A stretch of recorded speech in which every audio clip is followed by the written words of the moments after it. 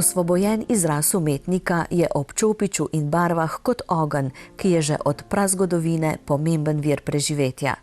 Tudi z umetnostjo likovnega izraza, ki krepi in dviguje umetnikov duh, je podobno, saj podpira duhovni vir preživetja. Dotiki potez na platnu razburkajo domišljijo, tako ustvarjalca kot opazovalca.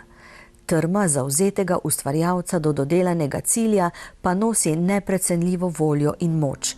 Narisane in naslikane zgodbe se dvigajo kot plamen, ki greje in daje svetlobo. Svetlobo človečnosti in veličine je zarisana posebna zgodba, ki ostaja slovenski ponos in nagovarja brez besed. Plamen predanosti življenju in lepoti greje sam po sebi akademskega slikarja in grafika Rudolfa Španzla. Že zgodaj sem se odločil, da hočem biti slikar. Verjamem v dar talenta, a veliko moraš postoriti tudi sam. Pri delu ne poznam urnika, slikam, kadar se mi slika, je nekoč povedal Rudolf Španzl, ki je končal študij na Akademiji za likovno umetnost v Ljubljani, kjer je opravil 2 specializaciji. Kot eden redkih sodobnih slikarjev na Slovenskem ustvarja po principu renesančnih umetnikov. Razstavljal je po celem svetu, še posebej v Angliji in večkrat v Združenih državah Amerike. Je prejemnik mnogih domačih in tujih priznanj za dosežke v slikarstvu. Leta 1985 je prejel nagrado Prešernovega sklada za umetniške dosežke na področju figuralike. Kot odličen grafik je avtor portretov na nekdanjih slovenskih tolarskih bankovcih, oblikoval je tudi znamke. Velja za izrednega portretista, naslikal je številne znane Slovenke in Slovence. Med slikami s prefinjenimi karakternimi potezami je portret kardinala Franca Rodeta, ki visi v kardinalskih prostorih v Vatikanu. Rudolf Španzl se ukvarja tudi z oblikovanjem vitražev, interierjev in kdaj tudi skulptur. Njegova dela poleg realistične zasnove vsebujejo spremljevalne, po večini simbolične stranske elemente, s katerimi dopolnjuje in nadgrajuje osnovno slikovno izpoved tako portretov kot tihožitij. Školjke, na primer, so simbol rojstva, riba simbol krščanstva. Vse se je pričelo v Zabukovici. Rojen 18. decembra 1948, je otroštvo preživel v takrat knapovski Zabukovici. Oba stara očeta sta bila rudarja. To življenje, ki smo ga živeli, je bilo nabito z gasilskimi veselicami, združeni z muziko in skratka s čaščenjem dela, svobode in tako dalje. Vendar pa ne smem pozabiti, da sta oba, oče moj seveda, ni rudar, moj fotar je bil izučen v Celju kot mehanik, no in je končal potem tudi z eno likovno nagrado, z enimi barvicami, ki so bile čudo v tistem času, pa še danes so, ki mi jih je poklonil kot risar, se pravi, ki mi jih je poklonil v 3. letniku akademije in dejal: mislim pa, da si zdaj toliko star in da zmoreš tudi toliko, da ti jaz te barve lahko poklonim. Kajti, to so bile pastelne barve, ki jih šele danes poznamo, s katerim si ti narisal risbo, kasneje si pa s čopičem z vodo to malo razvodenel in je postal akvarel. No in take barve šele danes poznamo. On jih je pa imel že izpred vojne, angleške barve kot nagrado za risbo. In tudi mama je bila talentiran človek, po tej plati je izučena šivilja, no je bila, no kasneje pa delala v pisarnah rudnika za Bukovce. No in tako da te stvari se primejo. Svoj slikarski talent je pokazal že v najnežnejših letih, čeprav se je izkušal tudi v muziki, bil odličen športnik, atlet in celo smučarski skakalec. V tem gemištu, bi rekel, mešanci teh interesov smo se, kako bi rekel, plemenitili, no in vendar pa sem pa jaz imel pa to željo, sem pa starega fotra enkrat narisal po fotografiji, pa sem videl, da je podoben. In vsi so videli, da je podoben, pa sem bil neki 3., 2. razred. In pa sem pa pravzaprav, no, in pa tudi fotar, oče moj in mama, sta imela ta feeling, no, in so me spodbujali v tej smeri, tako da sem doma v stranišču, ki smo ga imeli še včasih, ko so bili drugačna stranišča kot danes, so naši mogli hoditi s sosedom, ker sem jaz naredil freske, ne, in se pravi naslikal neki po Botticelliu, neke kopije tiste Venera, ki se rojeva iz morske pene, ne, in tako dalje. No, skratka, pa še kaj druga. No, in tako da me je to pritegnilo, čeprav je oče bil moj med vojno ranjen, bil je ujetnik na Angleškem in je rekel, zobozdravnik moraš biti. Prav, potem boš imel lepo prihodnost. Še eno nagrado sem dobil v osnovni šoli za promet, je bil naslov, no in jaz sem naredil, ko je avtobus se prekucnil, takrat glih v Zabukovcu v Graben, ne, sem jaz stušal narisal, no in sem dobil prvo nagrado v Celju, je bila velika razstava, no in potem je bila pa to spodbuda za šolo, za oblikovanje, ne, in potem jasno ne veš, a boš sprejet ali ne, no, in jaz sem bil sprejet, potem sem preživel pa 4 leta v domu Ivana Cankarja na Poljanski in spoznal takrat Slovenijo drugače, z drugega zornega kota, kajti drugače smo bili vzgojeni. Smo prišli fantje 14 let stari v internat, Primorci, Prekmurci, Dolenci, Gorenci, Štajerci in tako dalje. Mi smo se vikali med sabo. Kar pa poveže Savinjska dolina je večno. Ervin Fritz, umetnik besede, neguje dragocene dotike Španzlovih del in njegove osebnosti. Oba, že desetletja po delovnem stažu Ljubljančana, sta po svoji biti Savinjčana, ki se dobro poznata in globoko spoštujeta drug drugega.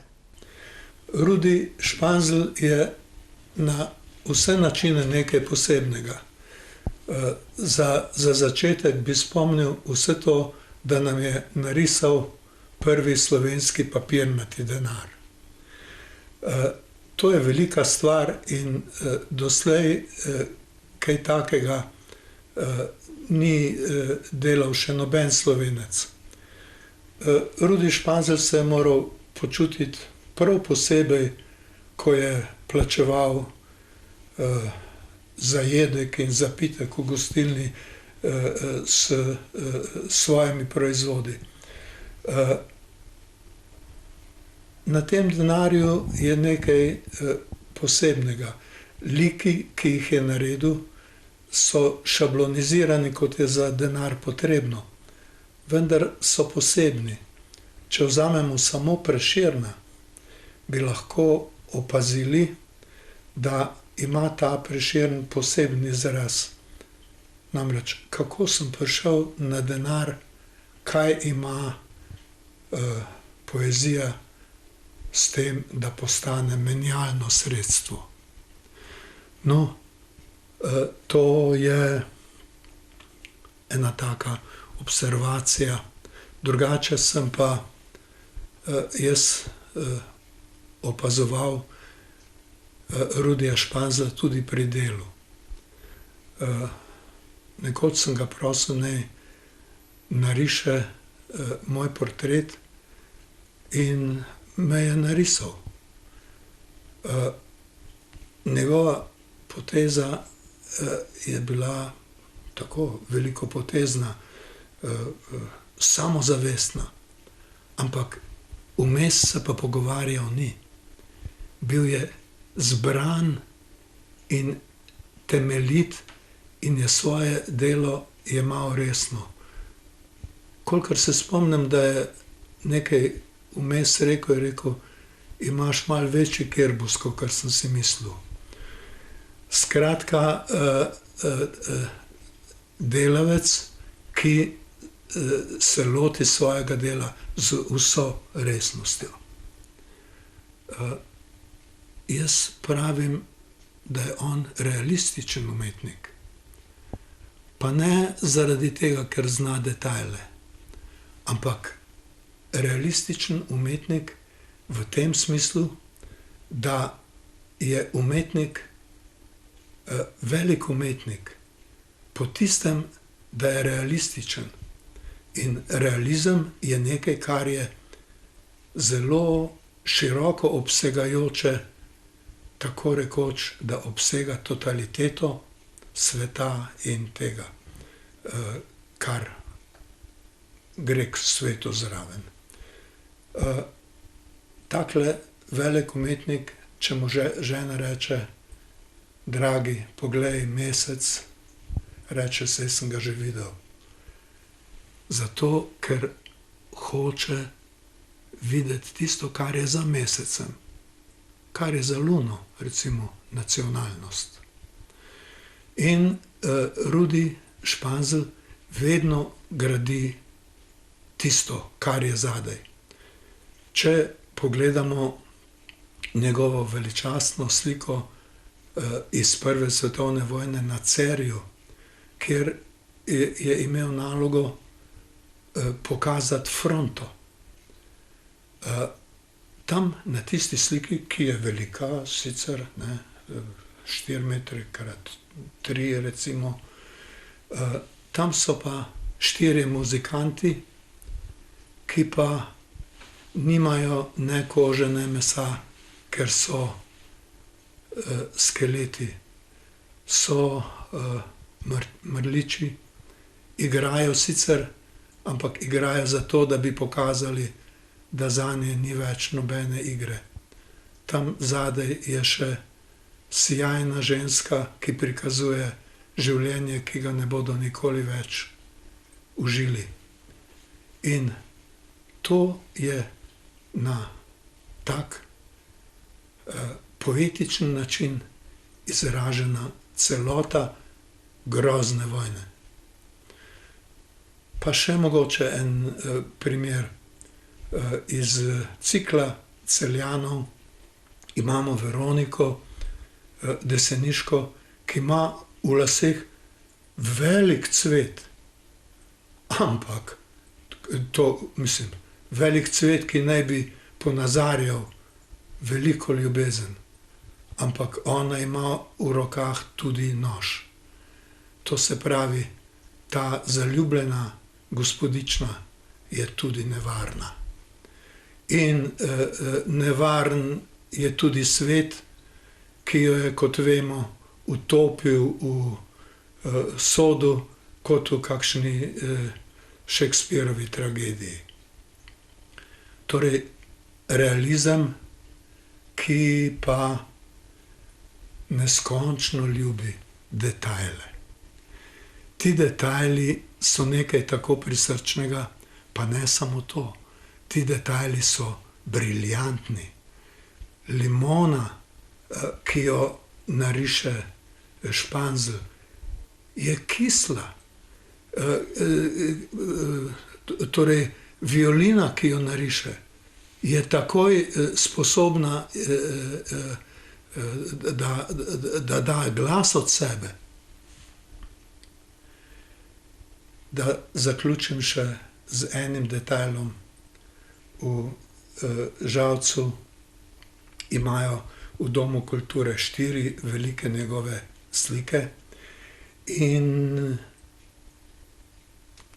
ena slika prikazuje bika ali minotavra. In tam, kjer je minotaver, ima trebuh zakrit z neko plahto in plahta je tam, kjer ima minotaver moškost, malo napihnjena in na najbolj napihljivem delu je mesarska muha.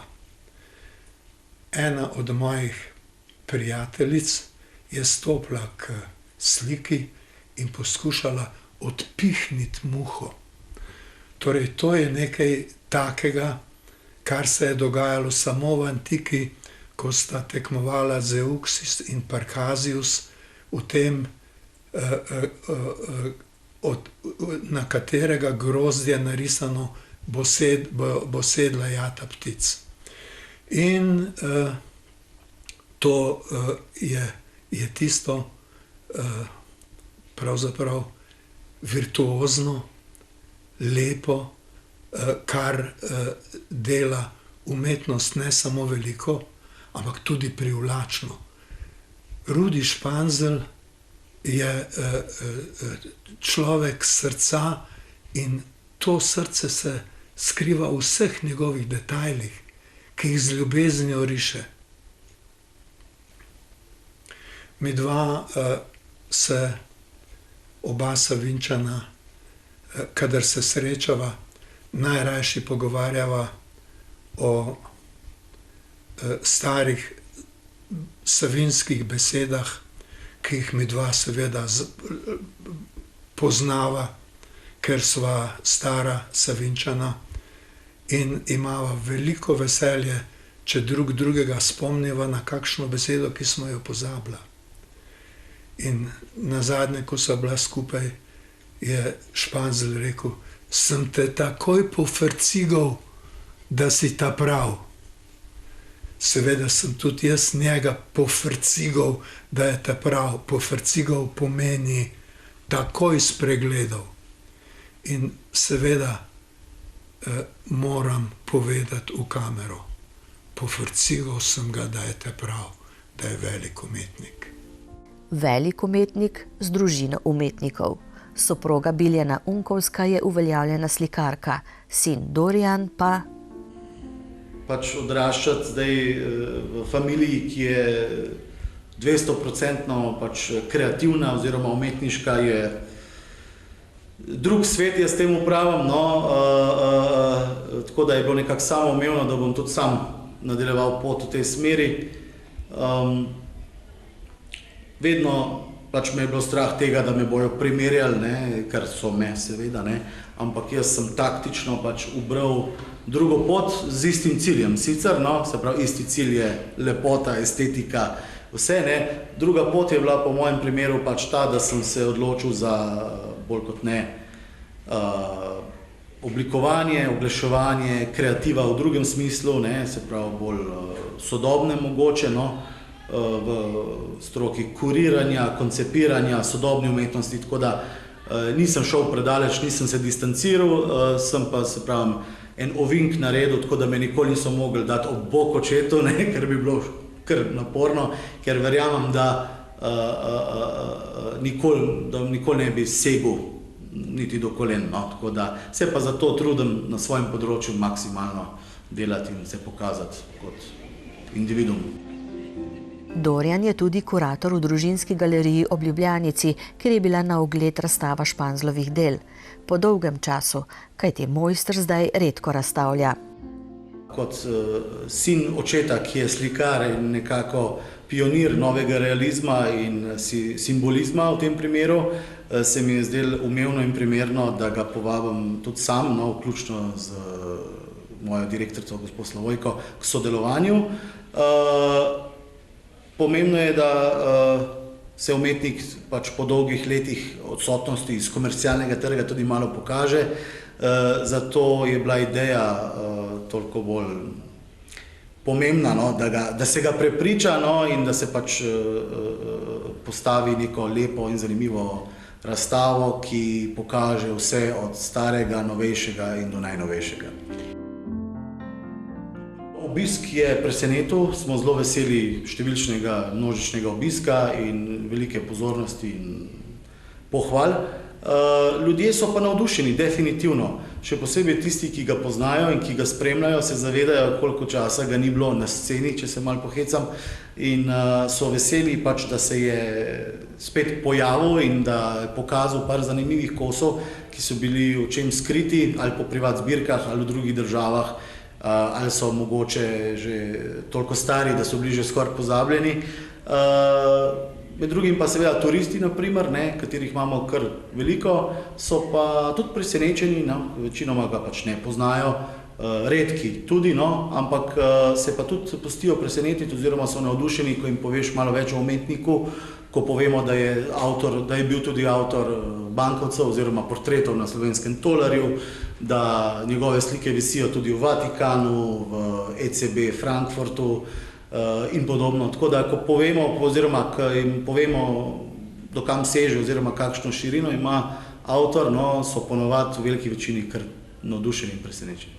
Zdaj, nekateri ga poznajo kot sem že omenil, pionirja novega realizma, ne, katerega je on nekako v zgodnjih 70-ih že kot študent se je z njim spogledoval, ko ga je pač spoznal iz bolj ameriških vrst, ne, se pravi, Američani so to že imeli nekako že upeljano, ne, oziroma so že imeli gibanje novih realistov in on je bil prvi, ki je v teh naših prostorih, no, oziroma ta mittelevropski prostor, je on bil prvi, ki se je začel s tem spogledovati in nekako osvajati ta nedotaknjen teren, no, in je pol s časoma, oziroma eno obdobje je bil celo edini par let, no, ki je v duhu novega realizma slikal, no, s časoma so se pa pol tudi v Sloveniji začeli pojavljati drugi umetniki, ki so kazali afiniteto do samega pač stilsko, se pravi do tega tipa slikanja, no. Je pa znan seveda kot simbolist, kot surrealist, kot neobarokist, ne. Jaz pravim, da je še vedno primarno simbolist, ne. Ker vsa njegova dela, od grafik pa do onih slik, vedno nosijo kompleksne zgodbe, veliko simboličnih elementov. Vsaka pikica na sliki, vsak element na sliki ima razlog in pomen. Pripovedovati s Čopičem.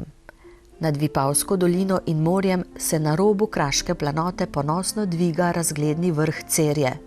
Tu stoji 25 metrov visok pomnik miru, ki so ga pričeli graditi leta 2001. Kamniti velikan med zidovi skriva dragocene zaklade zgodovine in umetnosti. Umetniku Španzlu je pomnik miru dodelil velik slikarski izziv. Najprej je izdelal triptih Ples življenja in smrti, veliko platno 490 x 290 cm.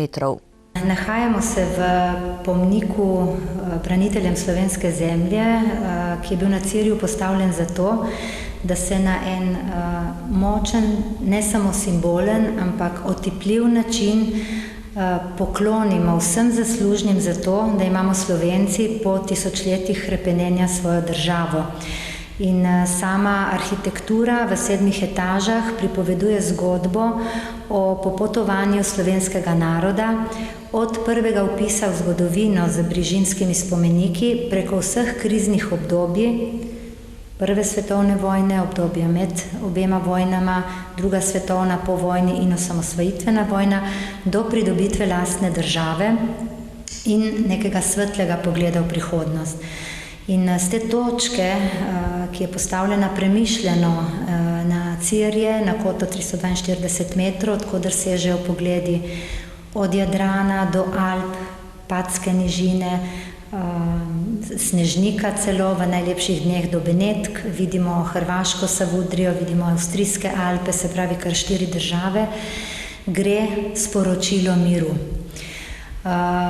Pomnik je hkrati tudi ena od 3 informacijskih točk na poti miru od Alp do Jadrana, ki pripoveduje zgodbo Prve svetovne vojne. In naša posebnost je, torej prva točka je Kobariški muzej, druga je Park miru na Sabotinu in tretja Cerje. In vsaka od 3 točk na en svoj vrsten način pripoveduje zgodbo Soške fronte in Prve svetovne vojne. In naša pot, torej primarno je poslanstvo pomnika miru, da prenaša na mlajše generacije sporočilo o pomenu ohranjanja spomina na naše prednike, iz naše zgodovine črpamo navdih za naprej in se tudi veliko naučimo. In hkrati je to opomin o naši odgovornosti do varovanja te zelo krhke vrednote miru, ki jo nosimo kot posamezniki, ne samo kolektivno. Ples življenja in smrti je na Cerju od leta 2017. In je praktično eden od najbolj, lahko rečemo, plastičnih prikazov, s katerim je velik umetnik Rudi Španzel uspel z detajli povedati praktično celotno zgodbo Soške fronte. In za nas je ta umetniška stvaritev predvsem zelo učinkovito orodje, s katerim to zgodbo prenašamo na naše obiskovalce brez besed. Kajti umetnost se dotakne srca, ne potrebuje prevodov v različne jezike in na svoj način jo razumejo tako mladi, celo najmlajši, ki pridejo, kot tudi starejši, tisti, ki so te tragedije doživeli celo v izkušnji prve osebe.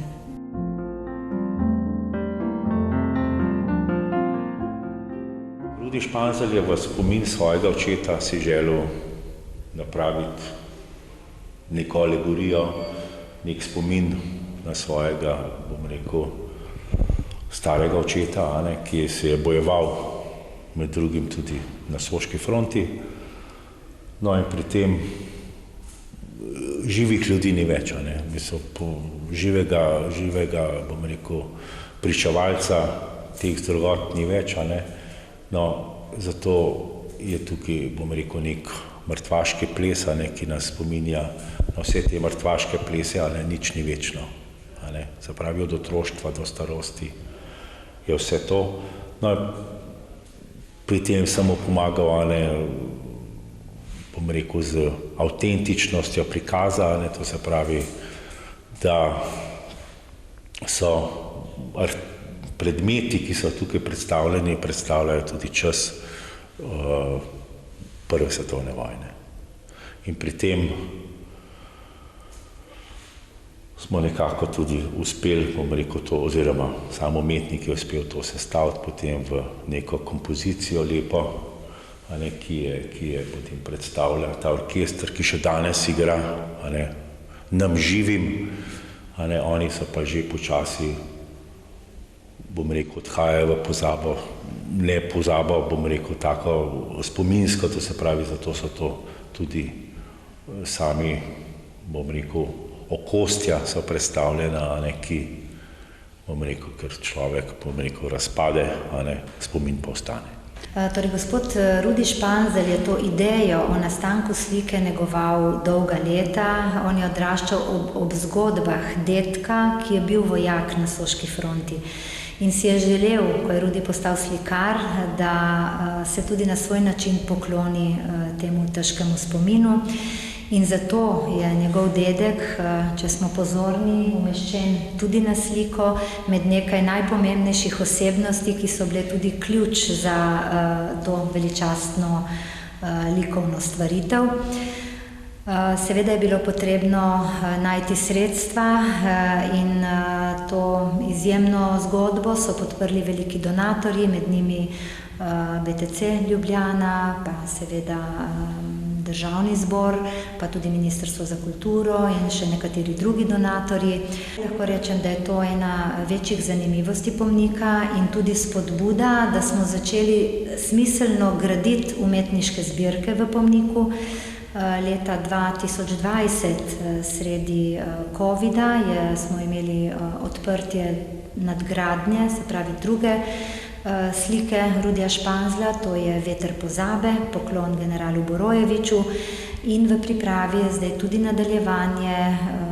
Rudi Španzelj pripravlja še 3 likovna dela, s katerimi bo nekje zaokrožil to sporočilo v pomniku miru, ki je v celoti vezano na tematiko Soške fronte.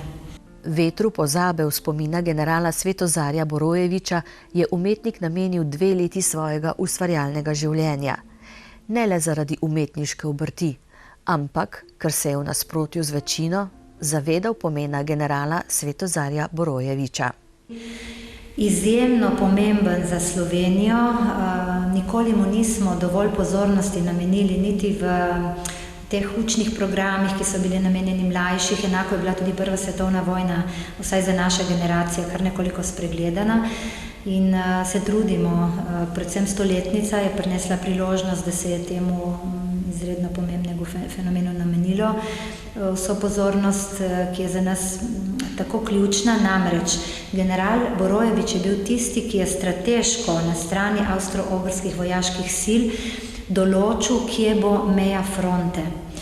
In prve ideje so bile, da bo meja fronte, ko se je vojna napovedovala med Avstro-Ogrsko in ostalimi silami, najprej celo na Dravi, potem je bila meja Sava in ko si je ogledal teren, se je odločil, da bo meja na Soči. In s tem je nevede ohranil gabarite današnje Slovenije. Če bi se takrat vojna odvijala v notranjosti Slovenije, bi bil ta del verjetno zavedno izgubljen.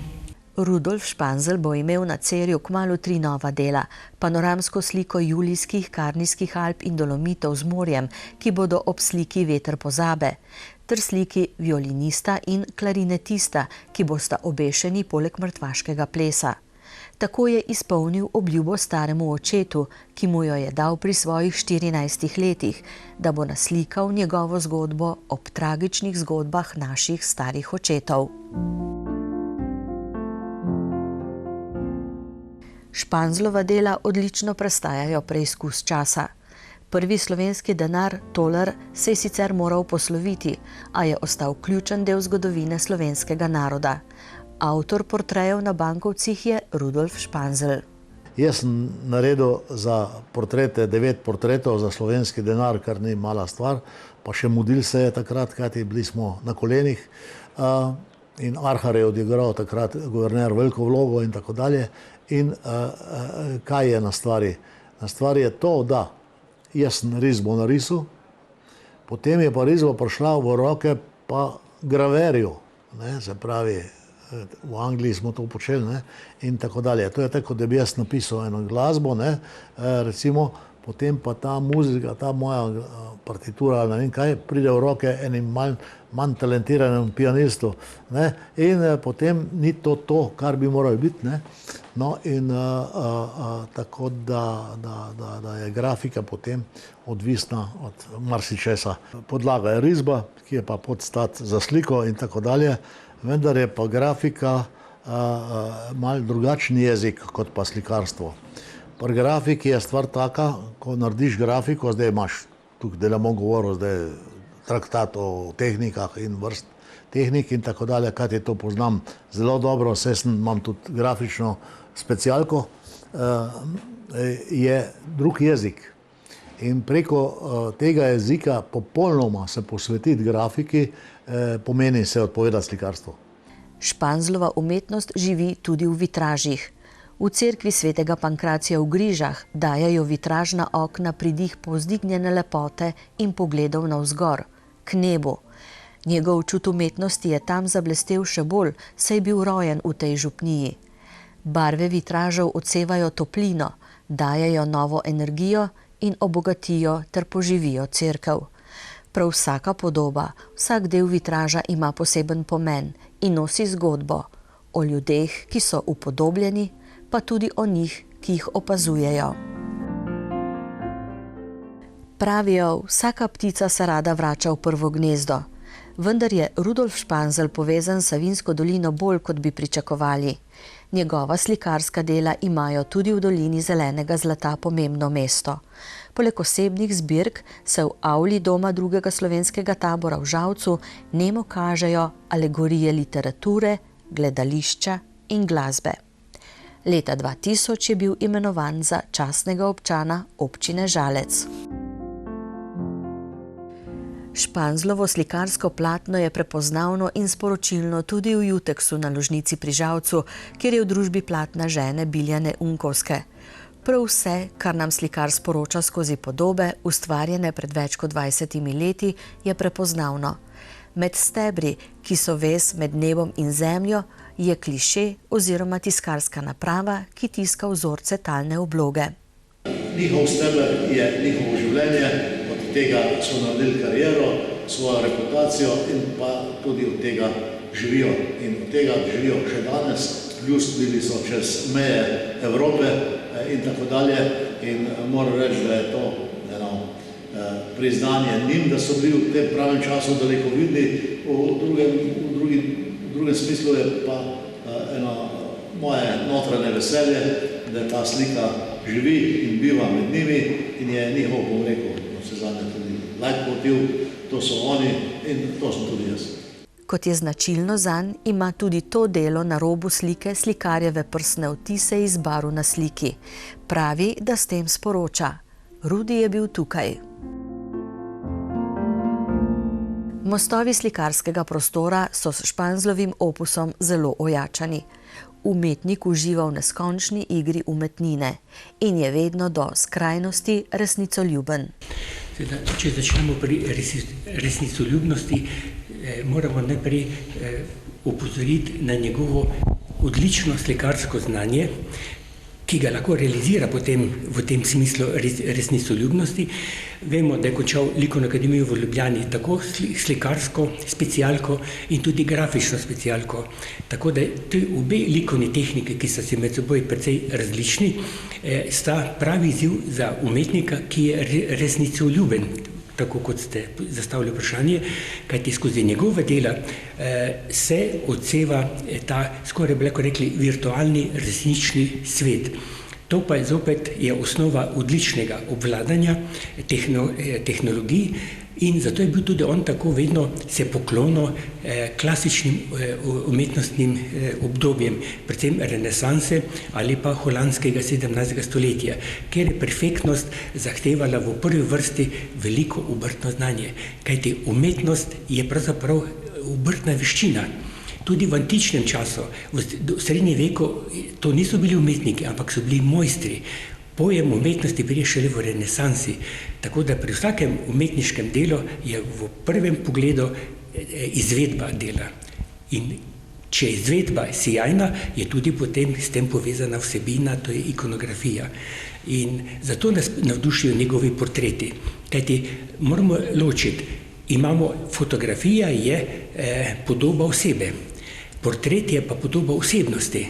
In Španzlo ravno to uspe, da ne naslika samo topografije tistega osebe, ampak tudi z dodatnimi predmeti, z izrazom na licu, z držo osebe nam razkrije osebnost upodobljenca.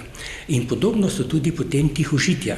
Kajti tihožitje niso samo zgolj predmeti, ki so sijajno naslikani, lahko rečemo skoraj haptično, ampak ti predmeti v sebi nosijo sporočilo, tudi hedonizma, veselja do življenja, ampak tudi te natančne, skrbno naslikane tihožitja so pravzaprav neka vrsta memento mori.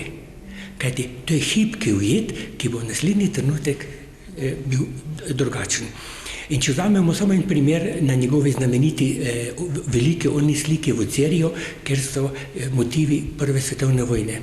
Tam imate na slike med temi okostnjaki, to je ta mrtvaški ples, ples smrti, imamo zraven upodobljeno ročno granato in pa granatno jabolko. In kaj tukaj hitro takoj pomeni? Ročna granata je smrt, napoved smrti. Granatno jabolko je pa simbol življenja, simbol povezovanja. Tako da vsak detalj moramo razumeti ne z neko splošno ikonografijo, ki velja v literaturi, ampak z dobrim poznavanjem umetnika, kajti umetnik ustvari svoj miselni svet, svoj odnos do sveta, ki ga želi upodabljati. Tako da nek predmet pri umetniku Španzlo ima lahko čisto drug pomen, kot smo se ga recimo učili v literaturi, od renesanse pa do simbolike, baročne simbolike 17. stoletja. Sam se z večinoma ukvarjam z starejšimi obdobji umetnosti, zato mi tudi njegovo slikarstvo blizu. Njegovo slikarstvo je slikarstvo, bi lahko rekli, poštenosti, iskrenosti do sveta. Kot smo že omenili, da pri njem je tudi ta prisotni hedonizem, ampak hedonizem v tistem žlahnem pomenu besede, veselje do življenja, veselje do druženja. Zato je to umetnik z številnimi prijatelji. In s tem, ko se on ostaja ravnodušen do sodobne umetnosti, vidimo, da je z svojim srcem, z svojim erosom potopljen v duhovno obdobje, likovno obdobje renesanse ali pa velikih mojstrov 17. in 18. stoletja. Zakaj tam? On je sposoben to posnemati. Imamo številne težave pri slikarjih, ki se s tem ne ukvarjajo, ker pač ne obvlada tistega osnovnega slikarskega tehničnega znanja, forma, kompozicija, črta, risba. In to je Španzl že z trdnim študijem na akademiji, tako na specialki za slikarstvo, kot na specialki za grafiko. In njegovo področje grafike je izredno cenjeno, lahko rečemo, mogoče manj poznano, ker vsi ga poznamo kot odličnega portretista ali pa mojster žanrskih slik, ki bodo vedno ostale kot naša kulturna dediščina poznega 20. stoletja in začetku tega stoletja. Grafika pa prinaša mogoče še celo več neke ikonografije, neke simbolike. Grafika ima en širok diapazon izražanja, ne samo z črto, tudi z barvnimi kombinacijami. Vsi poznamo dobro med številnimi grafikami objem smrti.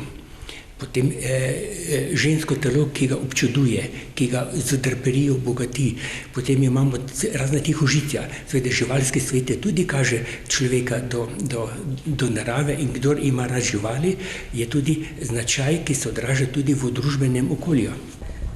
Akademski slikar in grafik Rudi Španzel sodi med tiste samohodce, ko jim ponavadi rečemo, ne le v sodobnem slikarstvu, ampak v zgodovini slikarstva nasploh, kajti izjemno težko bi ga umestili v kakršnikoli prevladujoči slog, tako danes kot pred nekaj desetletji, denimo tudi v 70-ih, ko se je pravzaprav začel uveljavljati. Je pa nedvomno povezan tako z preteklostjo, iz katere prinaša tiste plemenite segmente, ki so se zapisali v zgodovino, kot seveda tudi opisuje sodobnost, česar morda na prvi trenutek ne opazimo.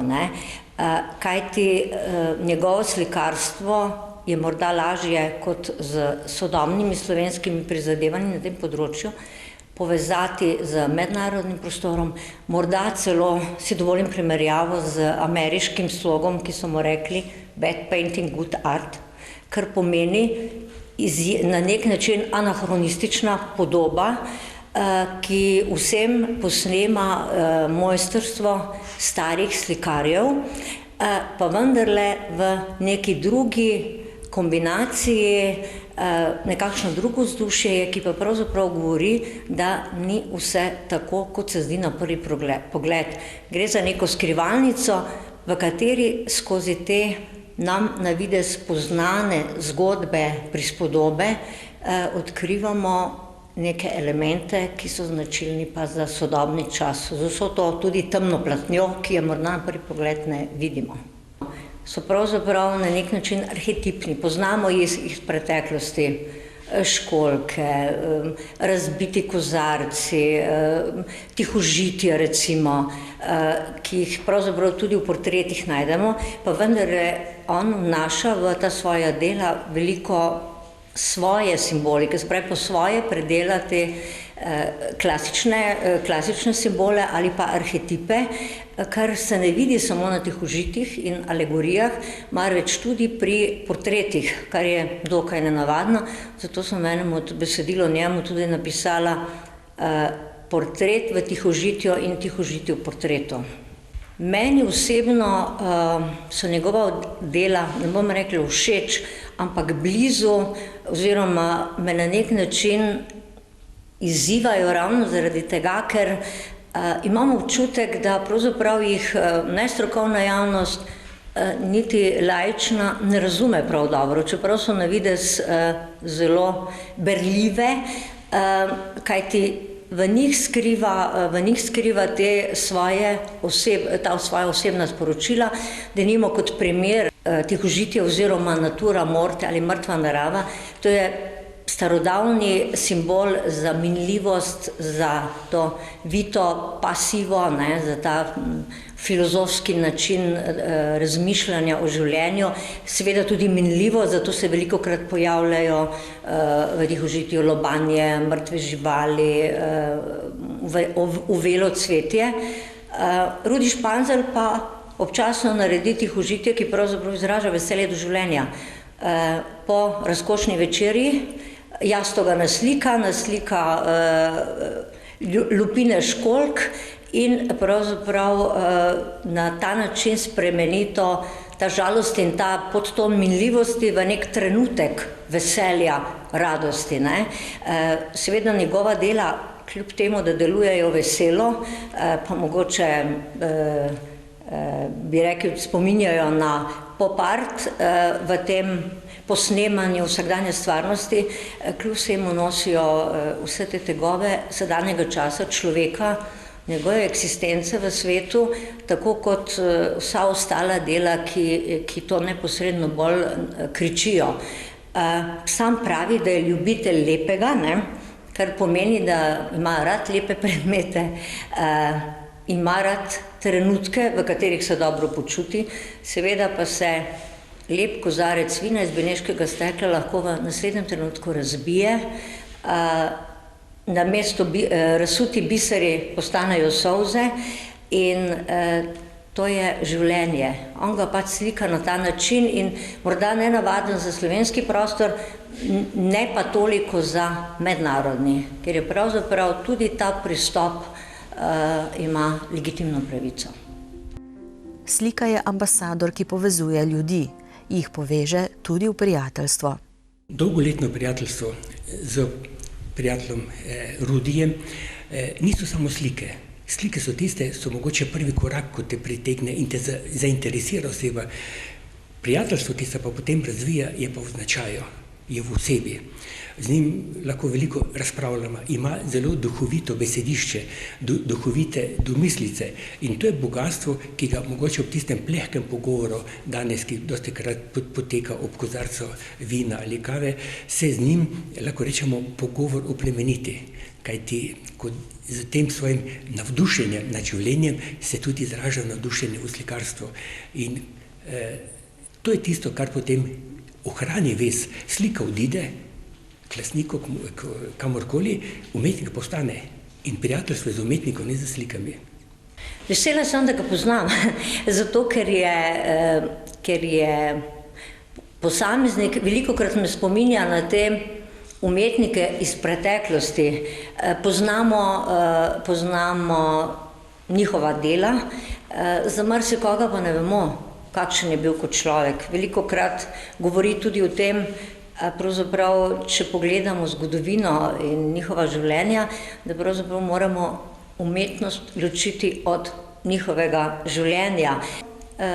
Rudi se mi zdi na nek način prispodoba tega umetnika, ki pravzaprav skuša živeti življenje, ki ga tudi upodablja. Trenutki razkošja, trenutki veselja, trenutki čutnosti, erosa, če že hočemo, lahko tudi tako rečem, in potem seveda tisti manj prijetni, temačnejši, mračnejši, ki so pogosto trajnejši kot pa tisti hipni. In pri njem in seveda pri njegovi soprogi, prav tako umetnici Biljani Junkovski, mi je ravno to všeč, da zmoreta predstaviti v svoji ustvarjalnosti tiste trenutke, za katere je pravzaprav velikokrat smiselno živeti, ne? Kjer se pokaže lepota, kjer se pokaže veselje do življenja in tako naprej. Živeti umetnost. Rudolf Španzel pove, da mnogokrat sanja slike, ki jih še ni naslikal. Slikam pa itak govorim naprej, on ende, kot se reče, brez konca do konca.